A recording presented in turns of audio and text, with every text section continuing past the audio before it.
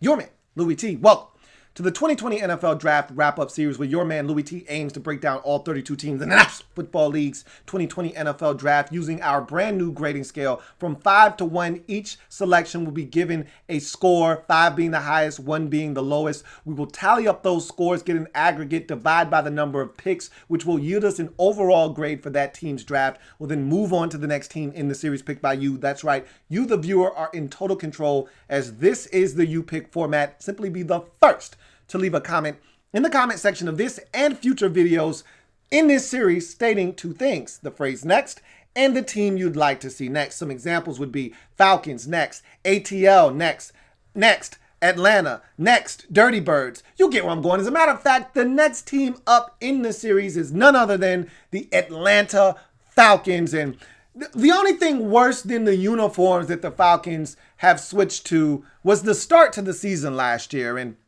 I can tell you this much: they finished up this season with such vigor, such relentlessness, that they saved the jobs of both GM Thomas Dimitroff and head coach Dan Quinn.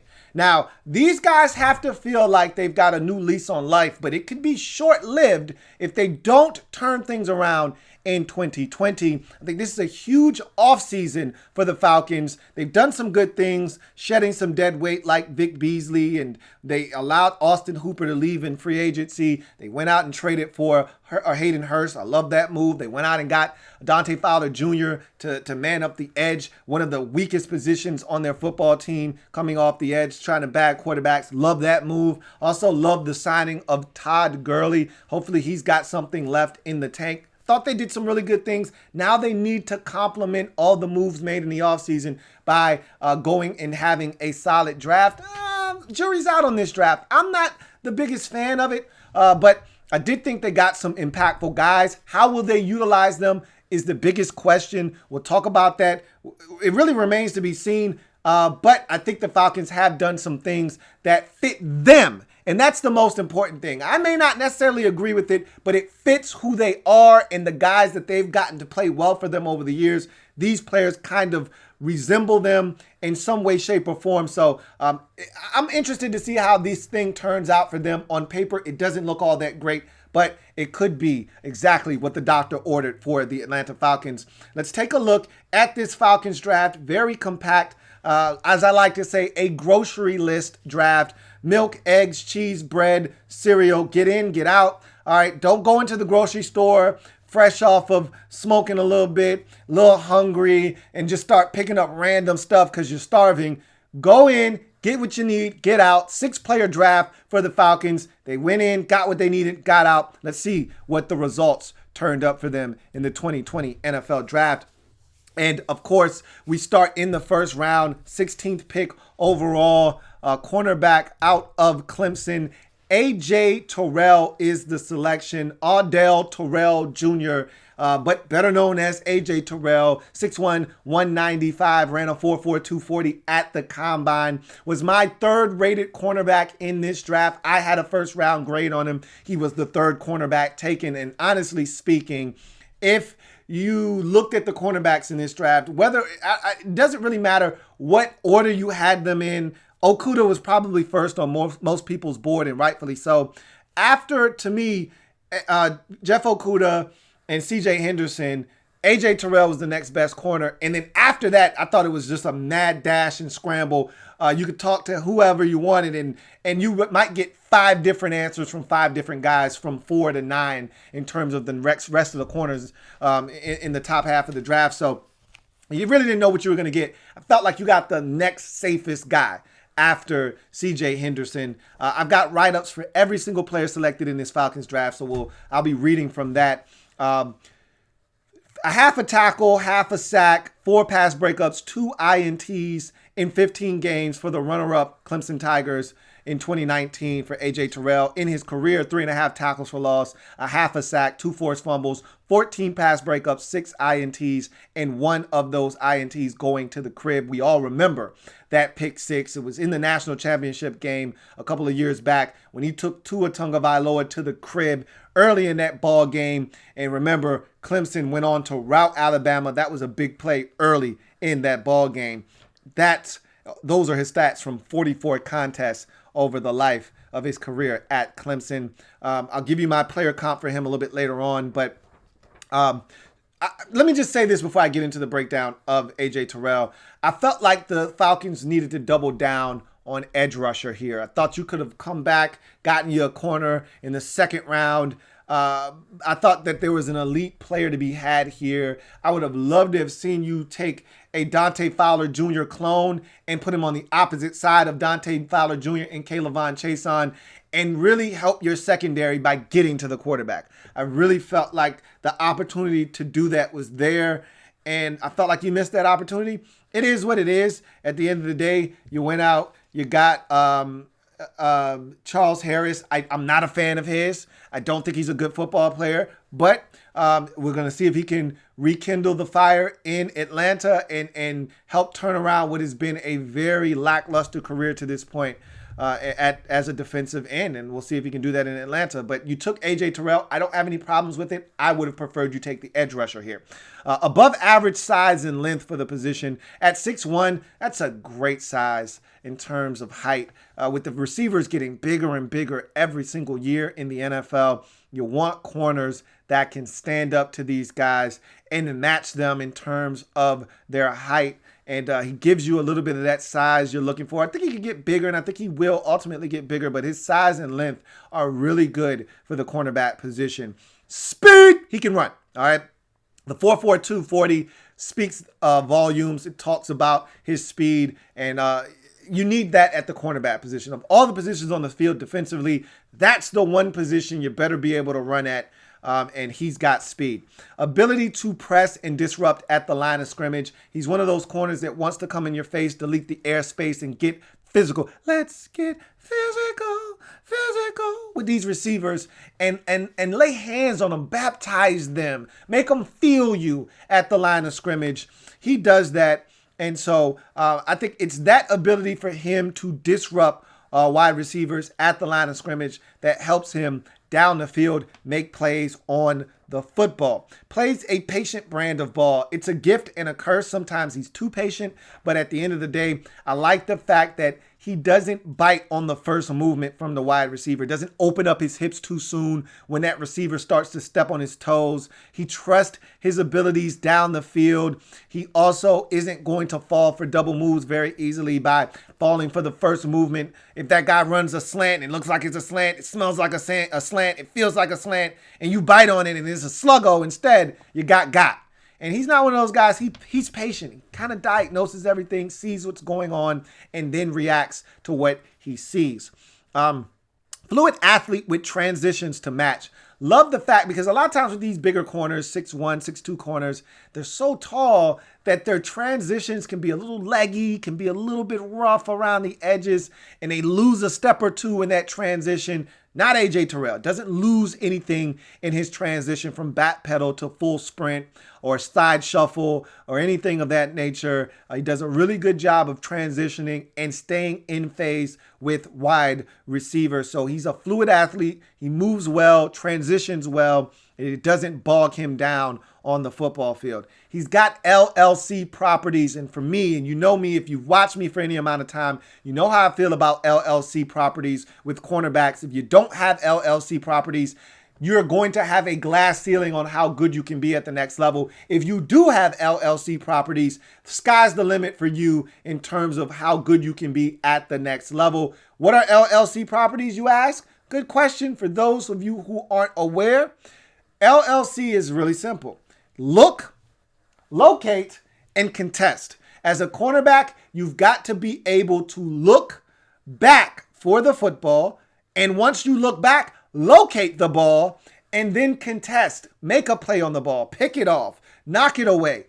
If you do not look, then you cannot find the ball. If you cannot find the ball, then you cannot pick the football off, which is supposed to be the essence of playing the cornerback position. Sure, knocking it away is fine, and you may be able to face guard and swipe at the arms and rip at the ball and eventually rake it out. And that's cool too. But there's not success in that long term, all right? You're going to find more plays being made on you and more flags being thrown on you than plays being made by you if you're face guarding and you don't have LLC properties. He does. And so I really, really like that about AJ Terrell. Has some ball skills and production to match. The 6 INTs kind of speak and point to that. He's a guy that, again, because of those LLC properties, can see the football, can locate it, go after it, and make plays on it. And so has the ability to make plays. The production speaks for itself. And so, again, that's something else. When quarterbacks make mistakes at this level, you got to make them pay for those mistakes. AJ Terrell is one of those corners that will make you pay for those mistakes. He's a willing tackler, all right? Now, I didn't say he was a great tackler. I just said he's willing. And that's half the battle at the cornerback position. I always equate the cornerback position and tackling to rebounding as a big man in the NBA. If you're a warmed bodied individual as a big man in the NBA, you should be able to pull down 10 rebounds a game, okay? You should be able to pull down a good enough amount of rebounds a game, at least 8 a game, if you want to. If you want to. It's all about want to in the NBA and rebounding. Same thing for corners and tackling. If you want to tackle, you can tackle. All right? You may not be great at it, but at least you're willing to do the job. He's willing to do it. I didn't say he was good at it. I just said he's willing to participate. And finally, mental toughness. Now, I know you can't go without talking about the LSU game and Jamar Chase, and we're going to talk about that here in a second. But I want to say that I'm a glass half full guy, always have been, always will be. And a lot of people looked at that game as, man, he just got his insides ripped out on national television. I mean, he got his anal cavity stretched on national television. And I get that. All right. And he did get his asshole torn to shreds. And I get that.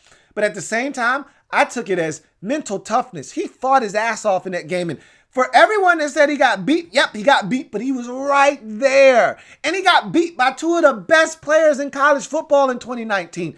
Nobody was stopping LSU. It's not like he was alone in that. Jamar Chase was ripping up corners all year long. Joe Burrow was the best player in college football. Hence, he was the Heisman Trophy winner. Guy set all kinds of records we've never seen set in college football before. 2 of the best players teaming up to do some of the best work we've seen against one guy in AJ Terrell. And unfortunately, he was a recipient of some perfect passes, man. He was in some good position. And again, Jamar Chase is a hell of a receiver. Joe Burrow's a hell of a quarterback. And those were some really good throws, man. And he was there.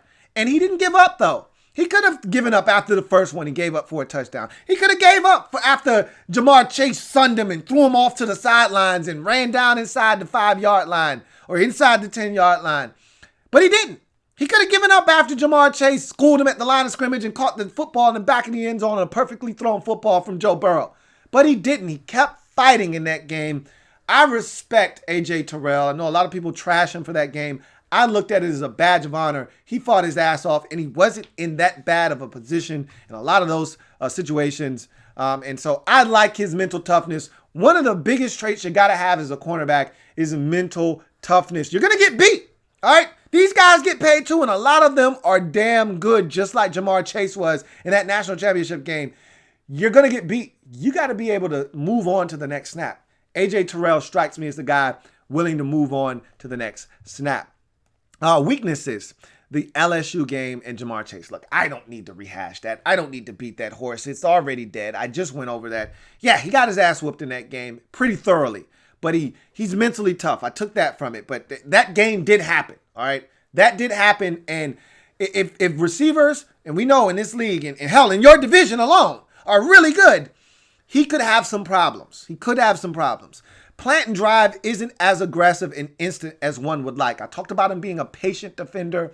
Sometimes it can come back to haunt him. These are the types of situations because his plant and drive isn't as aggressive, isn't as sharp. His acceleration when he sticks his foot in the ground and drives on the football isn't as dynamic as the guys taken above him in this draft. And because of that, you get a lot of completions in front of him underneath that other guys that are better corners may be able to break on and make a play on. Not necessarily the case for AJ Terrell. He will fall asleep behind the wheel in cover three from time to time. It's not a occurrence that happens all the time, but it will happen from time to time. I'm watching him against UNC, and this guy runs somewhat of a stop and go. It's like a little bit of a hitch.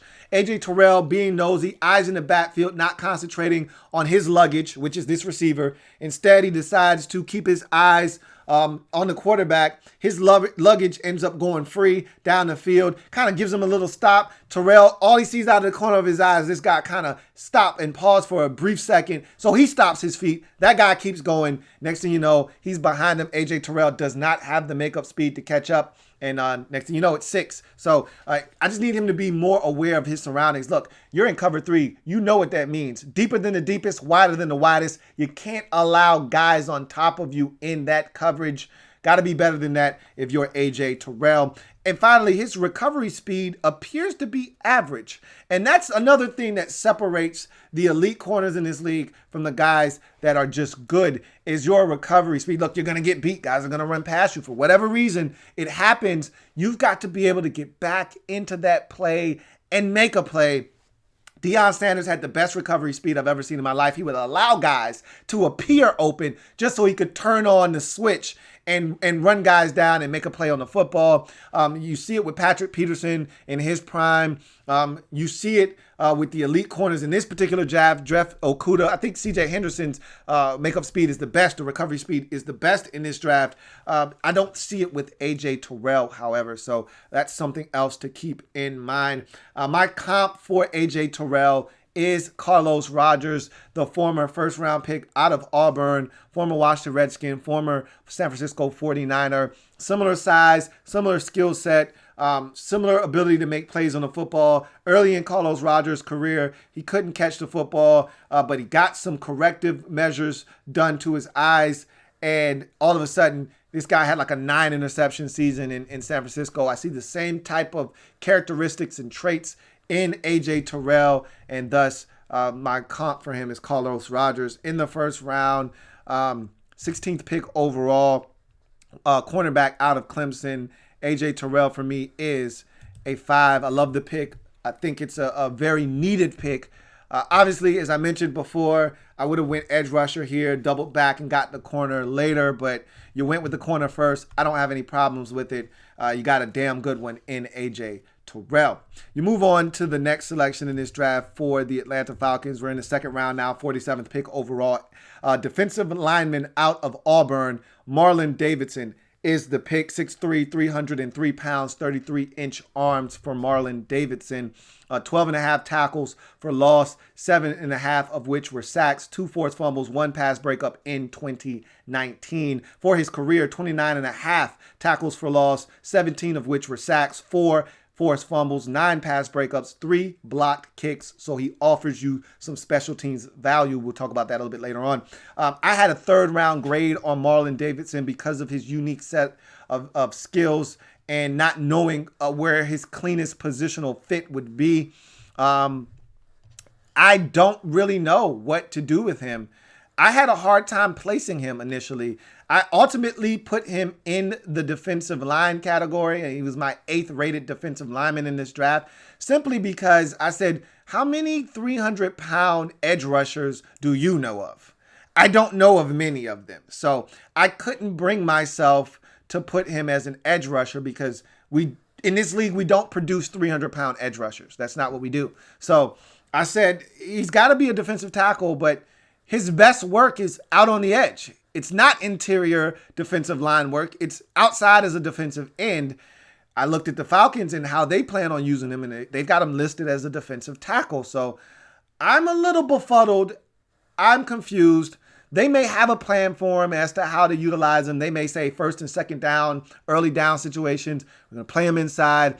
Obvious passing situations, we're going to kick him outside where he's more comfortable and we think he could do some damage. Or maybe they just said to themselves, we're going to coach him up. We're going to get him up to speed on how to be better on the interior. We're going to pair him up with Grady Jarrett on the inside and have a formidable duo inside, wreaking havoc on quarterbacks in the NFC South. Maybe that's what they have in mind and how they envision him. I don't know. I just know what I saw on tape at Auburn, and that doesn't match up with the guy that's going to be highly productive for you at the defensive tackle position. Let's see what they decide to do.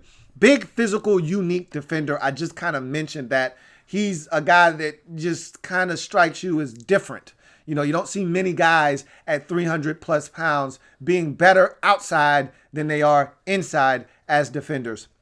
Sets a physical edge in the run game and is stout at the point of attack inside as a defender. So wherever he is on the field, he's going to be physical, whether he's out on the edge, setting a physical edge in the run game, or he's at defensive tackle being physical at the point of attack. He's got nimble feet for a big man, and that was the thing that struck me when watching him at Auburn. And Auburn was a very unique team up front because most teams have the 6'2", 6'3", 6'4", 255, 260-pound edge rusher coming off the edge that's flexible, that can bend, and all that kind of stuff. They had a couple of big guys on the edges. They had Marlon Davidson on one side at 6'3", 300 pounds. They had Big Cat Bryant on the other side at like 6'5", 275, 280 pounds. And then you had the big beast of them all inside in Derek Brown. And that's how they got after teams, with just big physical guys coming at you. And could you withstand that kind of punishment? And they were the team that gave LSU the most run for their money in 2019. And Marlon Davidson was a huge part of that. And it was his nimble feet coming off the edge, his ability to get around the corner. I'm like, this guy's 300 pounds and he's beating tackles. This is crazy to me. Very nimble feet for a big man. He's got a nice secondary spin move. He gets up the field, threatens your edge, and makes you want to open up your hips. And then the minute you do, and that quarterback thinks he's okay to step up, he spins back to the inside with that secondary spin move, falls into sacks, makes plays. So love the fact that he's got that secondary spin move in his toolbox. Awareness to go for the football once he turns the corner or bat it down. A lot of times guys don't impact the game in enough ways. They either get to the quarterback or they don't. And if they don't get to the quarterback, then they're useless on that particular play.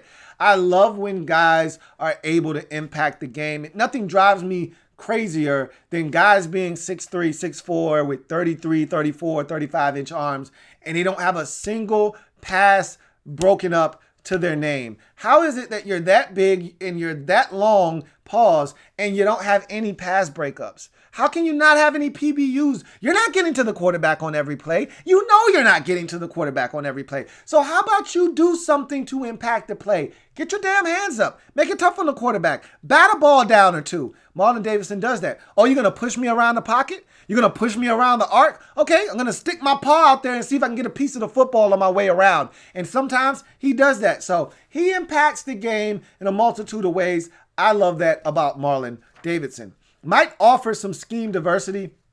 I think with the Falcons, the only way he's going to offer scheme diversity is if he's playing the 3 technique, or if they decide to put him at the 1 inside, and then they say on third downs, you're going to go outside and you're going to rush off the edge for us.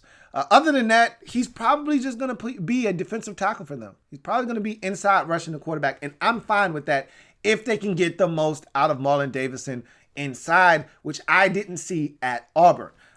Special teams value. He blocked 3 kicks in his career. So that speaks volumes as to how this guy can help impact the game in another way. Again, don't discount and dismiss a guy's ability to get his hands on footballs in the kicking game. If you see a guy with 9 PBUs in his career and you see a guy with 3 block kicks, that means he's got a really good sense of timing, when and how to get his hands up and get a piece of the football, whether it be in a kicking or throwing capacity. So from that standpoint and that perspective, I love what he brings to the table, and I love the fact that he has that kind of ability and adds that value to the squad.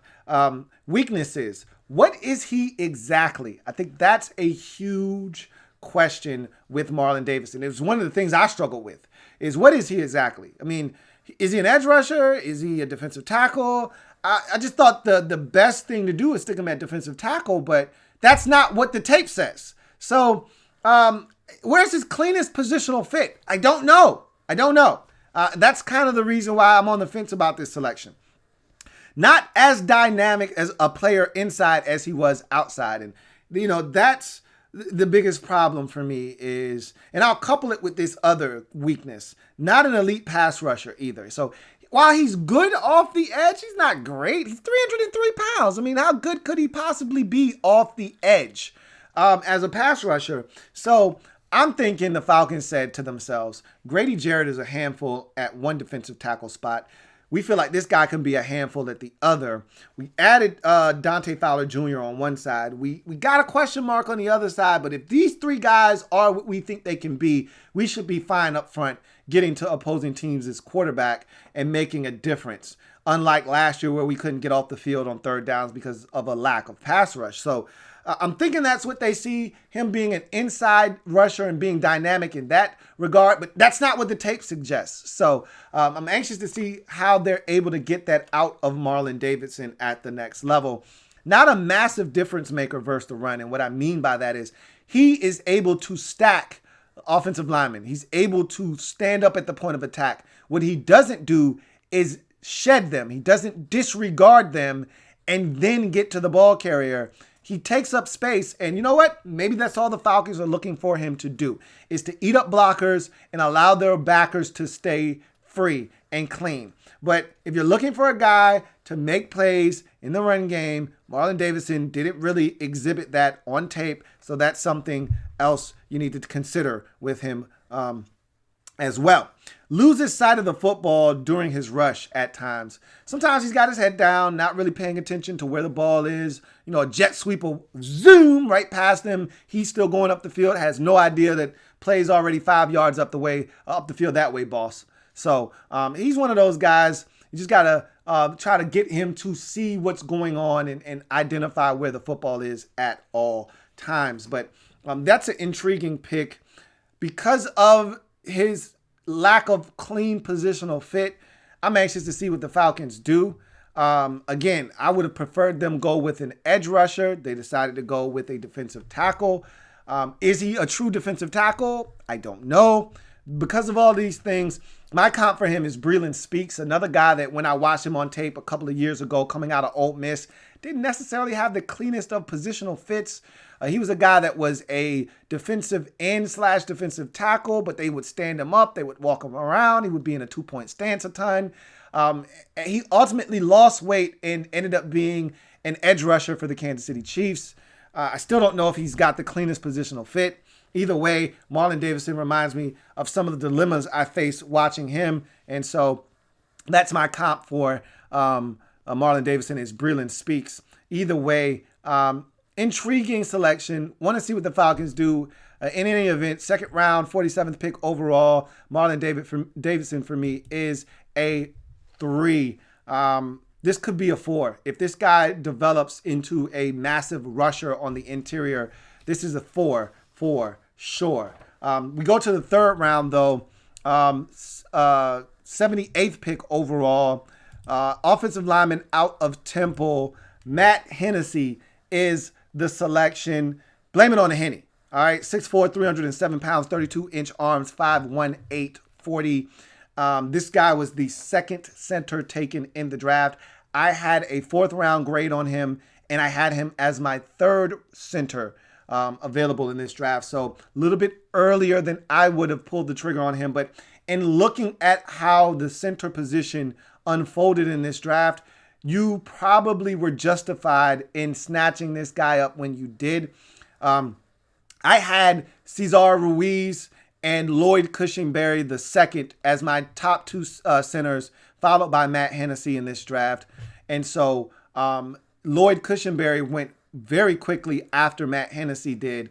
No other center was selected in the first 2 rounds outside of Cesar Ruiz, who went in the first round. And so after seeing the way the draft unfolded, you probably weren't going to get a shot at Matt Hennessy had you waited till the 4th round. So if you wanted him, you needed to take him in the 3rd round. So I'm not going to beat you up for taking him a little bit sooner than I thought he should have been selected. 12 games in 2019, 12 starts for Matt Hennessy at center, and 38 career games, 36 career starts for Matt Hennessy, 35 of which came at the pivot position.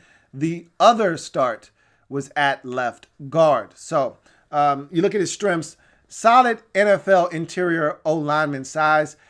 He's got that 6'4" frame, which means he could probably add on some more weight, and that's a good thing because he does need to get fundamentally stronger. We'll talk about it a little bit later on, but the size is there, and you like that in Matt Hennessy. Plus athleticism for the position.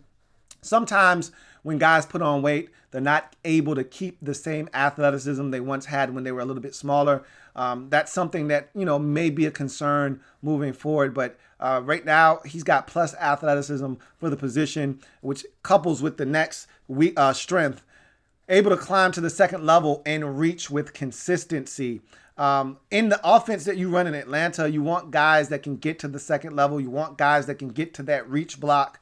And he has the ability to do that. So his athleticism is really good for the center position. Plays with a level of grittiness and toughness that lends itself to that Temple Tough moniker.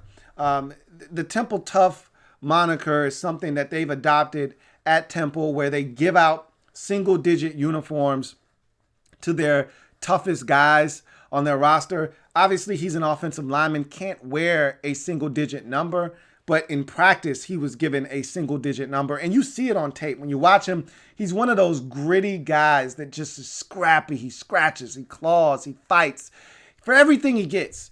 And I love it. He's one of those guys that if I'm playing against him, he'll piss me off because he plays to the whistle and sometimes a little bit after the whistle. And I like that. He's got that nasty boy mentality. And I always talk about in the trenches, you got to be physical.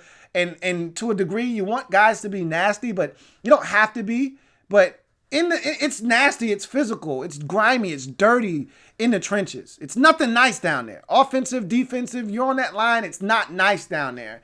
And so you want guys that scrap and scratch and claw, and Matt Hennessy is one of those guys that does that. Outstanding posture and readiness.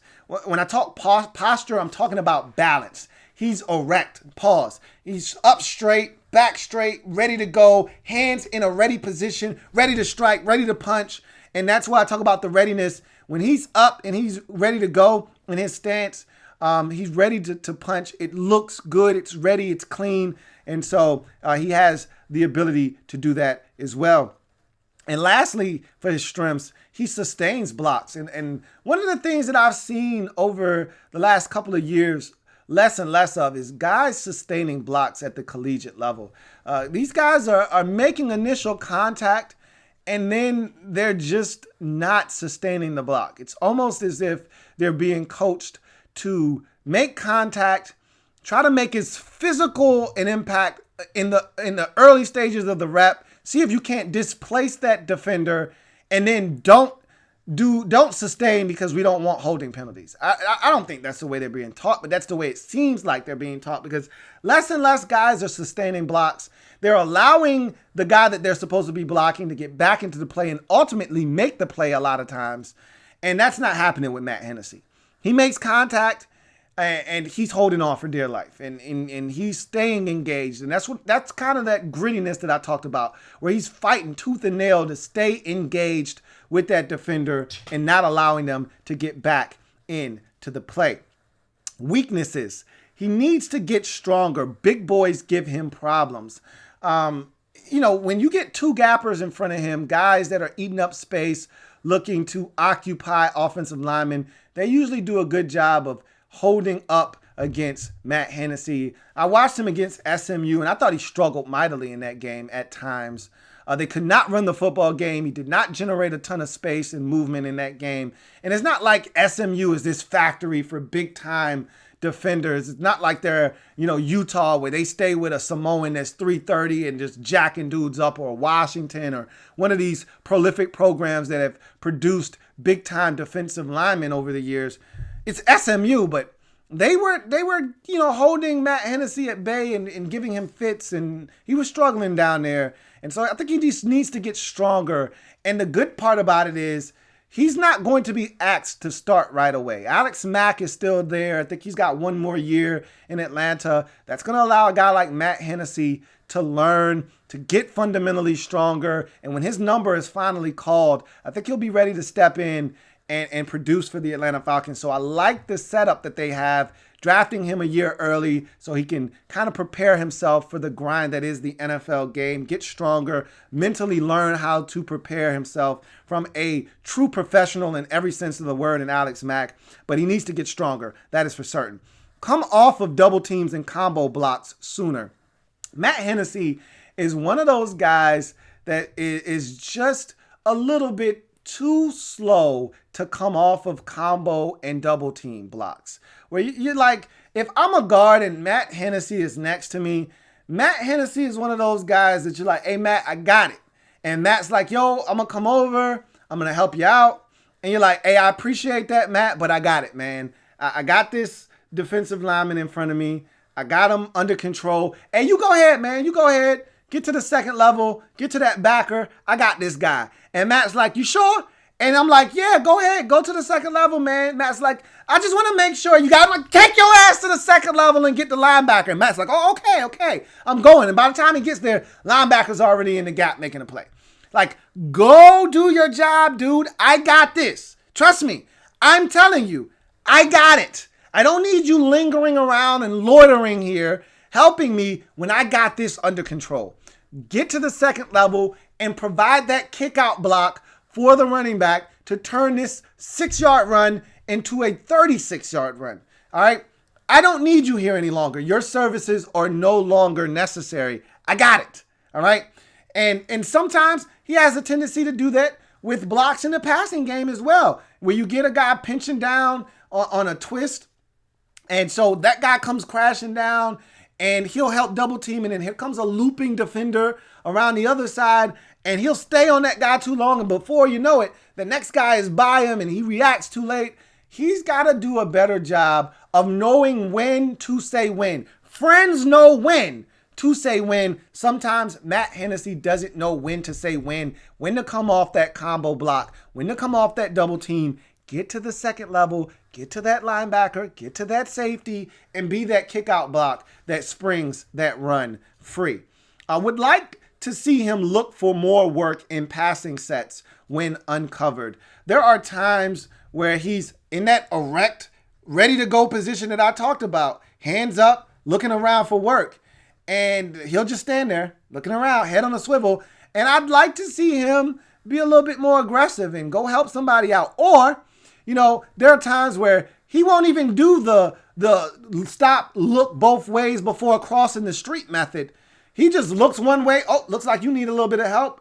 And he'll dive that way. And the real danger will come from the other side. I just like to see him look for more work and be a little bit more aggressive in that approach when looking for work. All right. Sometimes you're not going to have anybody over you as a center. You know, nobody covering you up, nobody to block. Make sure you see that there's no delayed blitzer, no green dog coming, and then go find some work, man. Go get you some. All right, go eat up some ribs. Doesn't have the positional flexibility coming into the league that a lot of teams like. I'm not going to beat him up for that. Guy played one game at guard. I've always said this. I'm a firm believer in this. If you can play center, you can play guard. If you can play guard, I can teach you to play center. The interior offensive linemen are interchangeable. If you can do one, then you can play all three positions on the interior. So what? You don't have a ton of experience if you're Matt Hennessy at playing the guard positions. They can teach him how to play guard. He can make the adjustments if need be. In a pinch, if they need him, he can kick over to guard. What are we talking about here? Same thing with guards. Yeah, I'm pretty sure Chris Lindstrom, who you drafted last year, in a pinch, if you needed him to, he could play center. Like, miss me with that. So, at the end of the day, I think this is a solid pick. Maybe a little early for me, but again, had you waited, you wouldn't have gotten your guy. So I'm not going to beat you up here. The Falcons have shown the propensity to take offensive linemen early in the draft. They did it here. Last year, they did it in the first round with two guys. in Caleb McGarry and, of course, the aforementioned Chris Lindstrom. So they're not opposed to taking offensive linemen. And when you look up at this line, after Alex Mack moves on and Matt Hennessy takes over, if all of these young guys pan out, you're going to have a relatively young line that you can grow with for years to come. You got Jake Matthews holding down the left tackle position. You got Caleb McGarry on the other side of the offensive line at right tackle. Now you got Chris Lindstrom at guard and potentially Matt Hennessy at center. So this group is coming along together. If they can all pan out for you, you could have a very formidable group in front of Matt Ryan into his twilight years moving forward. In the third round, 78th overall selection, offensive lineman out of Temple for me is a triple. He's a 3 for me as we move on in this draft. Fourth round, 119th overall selection, linebacker out of Fresno State. Mykal Walker is the pick. 6'3", 230-pound linebacker with 32.5-inch arms, running a 4.65 40. I'm going to be brutally honest with you. All right. I do not like this selection. However, I'm going to give the Falcons the benefit of the doubt here because these are the kinds of guys they usually get to perform at a high level for them. I was not a huge fan of Devondre Campbell when you selected him out of Minnesota some 4 or 5 years ago. And he panned out and turned out really well for you. You lost him in free agency to the Arizona Cardinals. This is his replacement, essentially. It's the way I view this.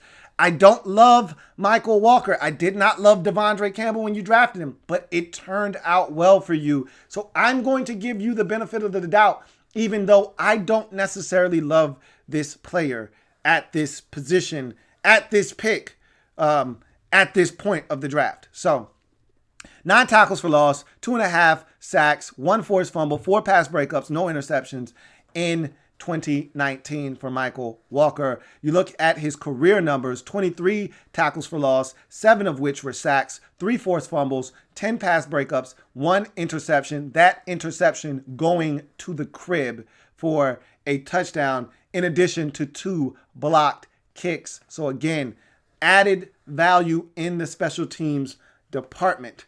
I had a 6th-round grade on Mykal Walker, which tells you that I wasn't that high on him to begin with. So taking him in the 4th round tells you that I don't approve of this pick necessarily. But again, because of the track record of the Falcons with linebackers, I'm going to give them the benefit of the doubt here. A long frame defender at 6'3". He's got a longer frame, which lends itself to him having above average tackling radius. So generally he gets in the vicinity of a back and he's able to lay hands on him, not always getting him down on the ground, but at least slowing his progress and allowing the cavalry to arrive. So I do love the fact that he's a long frame defender and has a longer, wider tackle radius. Good athleticism. He can move. The 4.65 40 kind of speaks to that. He has some solid drops into coverage. He's a guy that constricts the passing windows of the quarterback. Does a good job of keying quarterbacks' eyes, seeing where they want to go to throw the football and kind of moving to constrict that window a bit and making it a little bit tougher on the quarterback in his zone drops sometimes. He's an efficient tackler. I think he does a really good job of getting guys on the ground for the most part. There are some misses in there from time to time, but for the most part, I feel like he gets guys on the ground and always lays hands on them for sure. So I think he's got a pretty high hit rate when it comes to getting guys on the ground. So I think that's something that he brings to the table. Positional flexibility. This is a guy that started out his career at Azusa Pacific, which I don't even know what division of football that is. 3, 2, 9, I don't know. But it wasn't high-level football, that's for certain. So 2 years there, he transfers over to Fresno State. Redshirts his first year to kind of get acclimated to the speed of the game, the level of competition. All that stuff had changed. He comes in, plays defensive end his first year. In 2018, wasn't all that good at that position. They move him to backer, where I think he was much better as an off-the-ball backer, as a middle linebacker, as a strong side backer. Listening to the Falcons talk, Thomas Dimitroff said, hey, look, we like his versatility. Think this guy could come in and help us on specials right away, which is what I think he's ultimately going to have to do in order to make a mark. And eventually he will see the field in a defensive capacity. He says he likes him as an inside backer or as a Sam. So I can see him doing each of those things because he did a little bit of those things at Fresno State, which lends itself to that positional flexibility I just mentioned. Edge rusher, middle linebacker, and a Sam as well. So he could do a little bit of everything. So there is some flexibility with Mykal Walker. Can get skinny and knife into the backfield as a blitzer. There was a play against USC that stood out to me. A game on the line, 4th down and about 2. USC decides to go for it. They're looking to put the game away. And they got a backup quarterback in the game. He's in the gun. They're going to use a run here. And Mykal Walker is just mugging the A-gap. They decide to snap it. They, wasn't sure if they were going to snap it or try to draw him off sides. They decide to snap it. The quarterback bobbles, the football. And Mykal Walker turns skinny, turns sideways, slithers into the backfield, tackles both the quarterback and the running back for about a 5-yard loss, turnover on downs. Fresno State in business right around midfield with a chance to take the lead, possibly win the football game late in the 4th quarter. That was a big play in that game, and that's the ability that he has to slither into the backfield, turn skinny and sideways and get into the backfield. He's got one of those types of Gumby-type frames where he can bend and contort and turn, and he's got that ability to make plays that way. Special teams value, I just talked about his ability to block kicks, 2 of those in his career, but also just being a guy that can get down there and make tackles. And I think that's going to be what gives him an opportunity to not only make this Falcons roster, but have an impact early on before actually getting on the field in a defensive capacity to help you there. Weaknesses. Mechanical movements, man, not as fluid as one would expect him to be. When you look at him, you see this guy 6'3", 230, like, okay, yeah, it looks like a safety, a big safety, a juiced up safety in the box. I like it. And then you see him move and you're like, what the hell is this? Kind of segmented movements. They're fragmented. They're kind of disjointed a bit sometimes. They're not always fluid. They just look like robotic to me. They don't always strike me as fluid. And so not as dynamic an athlete as you would like him to be. He's not Devondre Campbell, I'll tell you that right now. His motor runs hot and cold. He is really, really frustrating in that way. One of the things I can't stand is guys that have motors that run hot and cold. Mykal Walker for me is one of those guys that will tell you, hey, man, I'm going to catch you later. I'm going to see you at that party, man. You like, you sure? Yeah, I'm going to catch you later, man. Y'all go ahead in front of me. I'm going to see y'all there. And, a couple hours pass. Mykal doesn't show up. And you see him the next day. And you're like, damn, bro, what happened to you? He's like, yeah, man, I was coming to the party. Got kind of caught up in a couple of things. And I decided not to go. It got late. I was like, man, I'll just catch up with them tomorrow. How was the party? And they be like, yo, it was live, man. You should have came through. And he's one of those guys that he'll tell you he's coming to the party, but he never actually shows up. And so I want guys that no matter what, how late it is, where the party is, they coming, man. They want to get to the party. They want to be where the party at. All right. They want to get to the action. And he's not always dying to get to the party, man. And he sometimes will be like, yeah, I'll catch those boys on the next snap. I ain't messing with them this time. And so I don't dudes like that. I can't rock with them. Hopefully his motor will be a lot hotter at the NFL level. He's unthreatening as a pass rusher. When I looked at him in 2018 on the defensive line as a rusher, unimpressed. I said, there's nothing here for me. This guy brings no value as an edge rusher whatsoever. Didn't see one thing that took me and struck me as, okay, that's a workable trait. I can do something with that. Nothing. I liked him so much better in 2019 as an off-the-ball defender, as a linebacker. And I think that's his calling card at the next level, if there's any for him at the next level. It's definitely not as an edge rusher. Lacks the physicality and sheer aggressiveness of an NFL caliber linebacker. He strikes me as a guy he's not soft, I'm not calling him soft. I just don't think. I think sometimes he thinks he's still at Azusa Pacific. Like, he still thinks he's playing against dudes that's still in high school. And I just need him to level up. You know, sometimes it felt like he didn't understand the level of physicality required to play the linebacker position. And I just need him to be better. Because there are some workable traits as an off-the-ball defender. I just don't necessarily know if he's cut out to be a true difference-making linebacker. He may end up being a backup linebacker, and that's okay. All right, but they drafted him to be a guy that contributes down the line. He's going to have to get stronger, more physical in order to do that. I didn't see that from him watching him on tape. And, you know, I cut him a little bit of slack, too, because only 2 years at a major D1 school. I talked about him playing at Azusa Pacific. Only 2 years playing at a major D1 school. You know, he played in the Mountain West for a couple of years. And so, you know, look, I'm not impressed with Mykal Walker right now as a prospect. But as I mentioned, I'm going to give him the benefit of the doubt because of where he was drafted. Had this been anywhere where I didn't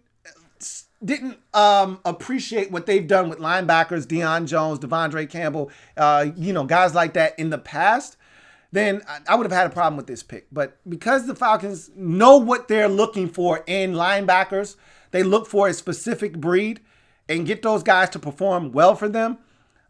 He's a 3 for me in a position where I was more inclined to give him a 2. I comp him to Keenan Robinson, the Texas Longhorn linebacker the Redskins selected in the 4th round of the 2012 draft. I remember it like it was yesterday. Keenan Robinson was a guy that I was really excited about coming into the league, but he was kind of mechanical in his movements. As athletic as he was, it didn't always translate to the field. And then there was a lot of calling into question his physicality. He was not the most physical guy. I see a lot of the same characteristics in Mykal Walker. Keenan Robinson no longer in the league anymore.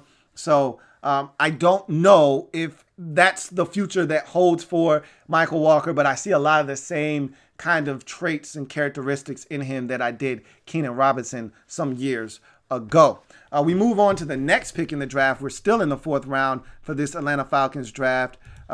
This time, we're in the secondary, 134th pick overall. Safety out of California, Jalen Hawkins is the selection. 6'1", 208-pound safety, 32-inch arms. Did not actually put a 40 time on record. Had a chance to do so at the combine. Decided to decline that opportunity. Was going to run at his pro day. No pro day took place because of the 19. And so I have a projected, you know, kind of time space for him. 4.56 to 4.62.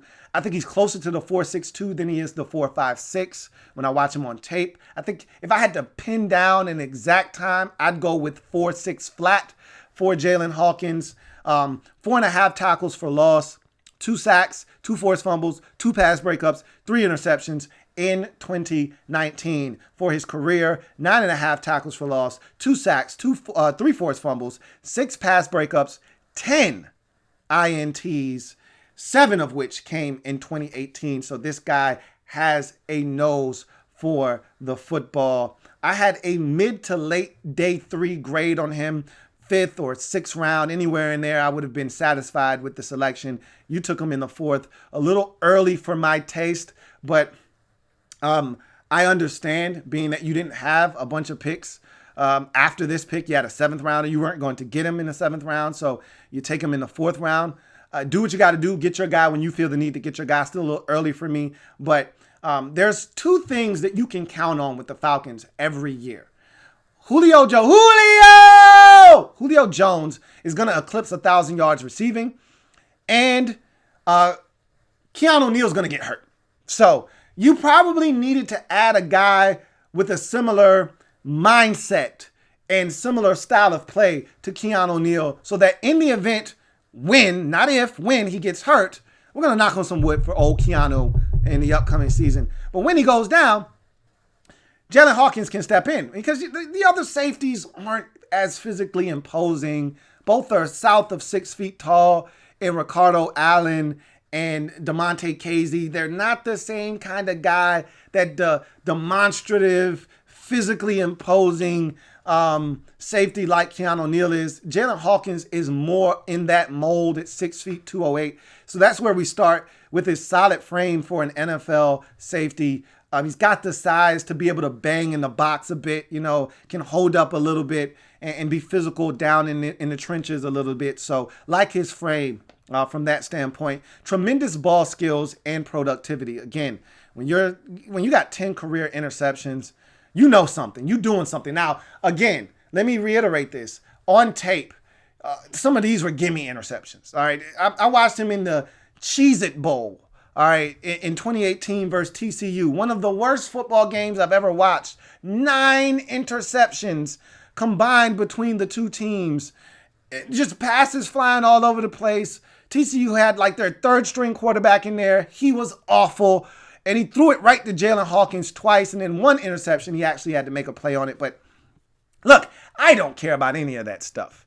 If they're going to make a mistake, make them pay for the damn mistake. And he did, to the tune of 10 interceptions in his career. But look, if they throw it to you and you're able to catch it, that's good. He's able to do that. Tremendous ball skills and productivity to match. Physical demeanor. I talked about him being a physically imposing safety that wants to bang and be physical and get guys down.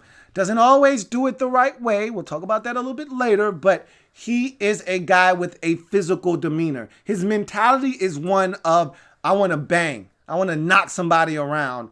And so you need guys like that. And the Falcons, I've always said, are 2 things. They're fast and they're physical on defense. They're not always the biggest.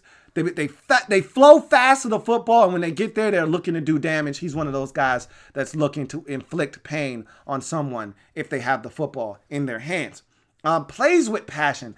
I love watching his reactions after plays. This is a guy that if he makes a play, he's jumping up and down. He's demonstrative. Yeah. If one of his teammates makes a play, he's excited. He's jumping up, high-fiving. And if something goes wrong, he's upset. He's letting you know about that too.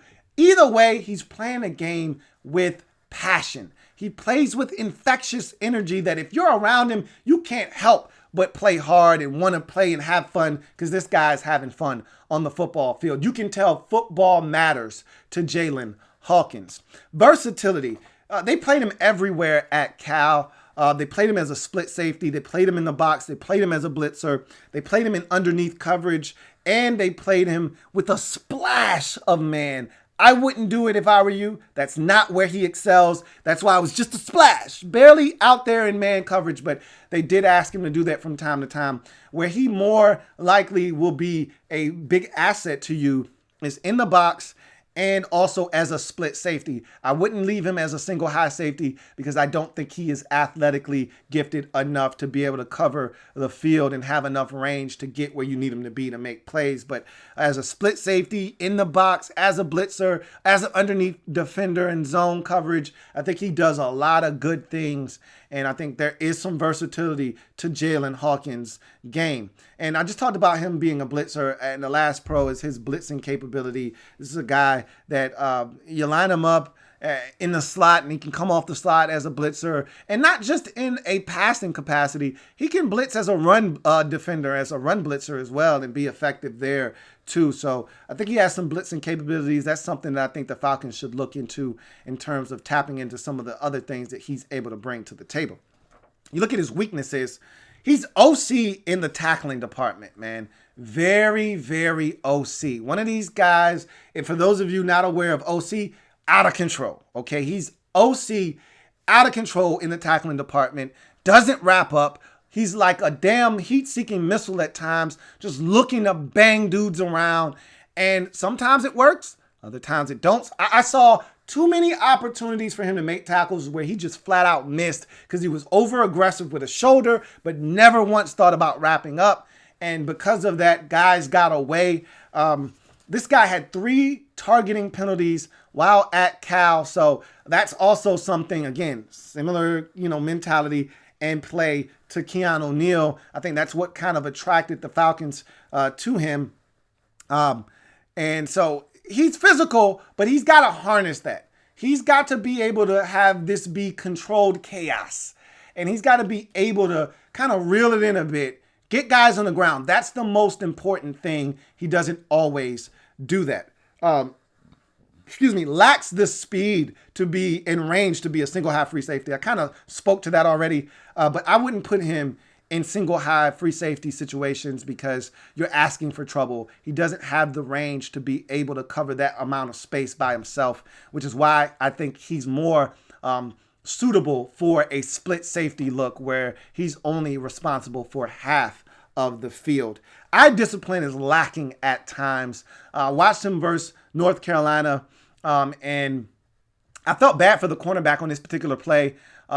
Deep post was run. That corner thought he had help to the inside. He should have had help. Jalen Hawkins was supposed to be there, but nobody was home. When that cornerback turned around and saw Jalen Hawkins standing right next to him, he's like, bro, what the hell are you doing here? I told you I was 5 minutes away. You said you were going to be home, and you're not. What are you doing? So, deep post. Jalen Hawkins, supposed to be deeper than the deepest on that play. Eyes in the backfield, key in quarterback's eyes. Fell asleep behind the wheel. Next thing you know, deep post is wide open. They're both trailing. And if that quarterback wasn't trash, that ball is on the money. But that quarterback for North Carolina on that day was absolutely horrid. So that football sailed over that receiver's head. Otherwise, it would have been 6. So not always disciplined with his eyes and where they need to be. And sometimes that can get you into trouble. Poor pursuit angles can be problematic. He's a guy that sometimes his GPS is way off. He comes to the line of scrimmage and the play is cutting back this way and he's going out this way, or he's running to where the running back is instead of where he's going. And so he runs past the running back, then has to turn and retrace his steps and then chase the running back. And again, all of this can be avoided if you just take proper pursuit angles. He doesn't do it enough for me. Again, he's OC. And so he's got to harness some of this stuff. He's got to reel himself in and be better in his pursuit of the football. So also, just to be noted, this is also on the Carfax, had shoulder surgery after his freshman season, had an injury that ended the season after one game. So that's on the Carfax. Also had surgery this offseason. Don't know on what part of his body. I would guess lower extremity. Maybe that's why he didn't run a 40 at the combine. Whatever the case may be, that's on the Carfax as well. At the end of the day, physical safety gives you a backup option to Keanu Neal in the event that something were to go awry with him this year. You're not left looking for a guy to step up in that role. Maybe Jalen Hawkins can fill that void for you. Nonetheless, in the 4th round, safety out of Cal, Jalen Hawkins for me is a 3 as we wrap up this draft with the Atlanta Falcons in the 7th round, 228th pick overall. Punter out of Syracuse, Sterling Hoff-Richter is the selection. 5'10", 196. I'll make this brief. His strengths, 4-year punter with 2 years of kickoff specialist experience. So if you need a guy that can double as a kickoff specialist, this is the man for the job, has experience in doing that. Willing to tackle as a punter. So if something breaks through, he's a guy that's willing to put his body on the line to get a guy either out of bounds or onto the ground. And in a pinch, this guy served as a field goal kicker in emergency situations for Syracuse. Kicked 3 field goals through the uprights out of 4, including banging home one from 52 yards out. So in a pinch, we all know the more you can do, the better off you are in this league. We've seen times where kickers go down, strain a hamstring or pull a quad, and all of a sudden you're left in quite the quandary. You got a guy now here in Sterling Hoff-Richter that if something were to happen to your kicker during the course of the game, he could step in and you may not see that big of a drop-off. He may be able to hold down the fort for you during the course of that game. So that's also good to know. In the weaknesses department, he did allow 2 punts to go for touchdowns in his career, which means he does have the propensity to outkick his coverage at times. So he's going to have to be better with that. But at the end of the day, you didn't break any rules here. You know, I've only got one rule when it comes to specialists in the draft, and that is simply no specialists taken before the 5th round. I don't care how much you like a guy. I don't care how bad you need a field goal kicker, how bad of a position it was for you. Need to look no further than your brothers and your cousins in the division in Tampa spending a 2nd round pick on the legend of Roberto Aguayo and how that went for them. You never spend a pick earlier than the 5th round on a specialist. I don't care how bad you need one. You took this guy in the 7th round. I got no issues, no problems with this whatsoever. No rules were broken. And so in the 7th round, 228th overall selection, punter out of Syracuse, Sterling Hoffrichter for me is a 2 to wrap up this Atlanta Falcons draft. So thought it was a solid draft, not earth-shattering, didn't blow me away here with Thomas Dimitroff and company. However, I understand what they did here. They addressed a big need at cornerback. I'm dying to see what they do with Marlon Davidson. You get a center that can help you either in 2020, but more likely than not, you're looking towards the future in 2021 with the selection of Matt Hennessy. But this is a solid draft. Gives you some depth in some positions of need. Couple that with the offseason, I think the Falcons have done some good to put themselves in a position to be much better than they were in 2019. You take a look at the overall score for the Atlanta Falcons. It's a 3.17. And if you want the scoring rubric, it's down in the description of this video, along with my Twitter handle and Instagram and everything else. All of my different things are down in the description, including the Falcons grade, which was a 19 overall. You divide by the 6 selections made by the Falcons, you get a 3.17, which amounts to a B- in this draft for the Atlanta Falcons in their 2020 NFL draft wrap up. I thank you guys for joining me here. Hopefully you have subscribed to the Louie T Network already. If you haven't, what are you waiting on? Subscribe to the Louie T Network for more great content. Make sure you like this video, turn on your notifications so you don't miss a thing. We're going to have some big things in the future revolving around the Falcons, that division, and all the rest of the teams in this division. More to come in this series itself, so don't you miss a thing. Subscribe to the Louie T Network, turn on your notifications. Make sure you follow me on Twitter at Louie T Network for more updates. Also, follow me on IG handle Louie T Network _ there, so you don't miss a thing. I'm your man Louie T, signing off. Remember, if it's not your man T, it's not, I repeat, not the best NFL coverage it could be. Until next time, you guys take care, stay safe. We'll reconvene at a later time and date. Have a good one. Thanks a lot for joining me.